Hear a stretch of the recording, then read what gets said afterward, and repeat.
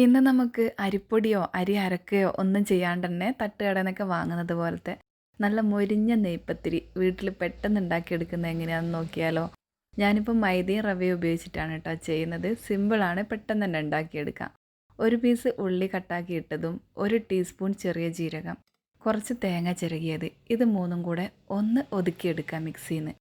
ഇനിയിപ്പോൾ ഇതാ 1 കപ്പ് റവ എടുത്തിട്ടുണ്ട്. അതിലേക്ക് തന്നെ 1 കപ്പ് മൈദയും കൂടെ ആഡ് ചെയ്തെടുക്കാം. ഇനി നമ്മൾ നേരത്തെ ഒതുക്കി വെച്ച തേങ്ങയും ഉള്ളിയൊക്കെ ഇല്ലേ, അത് ഇതിലേക്ക് ഇട്ട് കൊടുത്തിട്ട് ആവശ്യത്തിന് ഉപ്പും ചേർത്ത് ഒന്ന് മിക്സായി കൊടുക്കുക.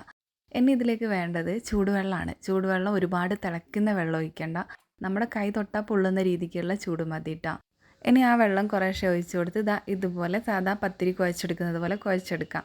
ഇനി ഉരുളകളാക്കി വെച്ചത് പ്രസ്സിലോ മറ്റോ ഇങ്ങനെ പരത്തിയിട്ട് നല്ല ചൂടായ ഓയിലിലേക്ക് ഇട്ട് കൊടുക്കാം.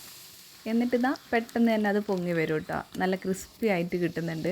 ഒരു ലൈറ്റ് ഗോൾഡൻ കളറാകുമ്പോൾ നമുക്ക് തിരിച്ചിട്ട് 2 സൈഡും ഒന്ന് മൊരിയിച്ചെടുത്താൽ മതി.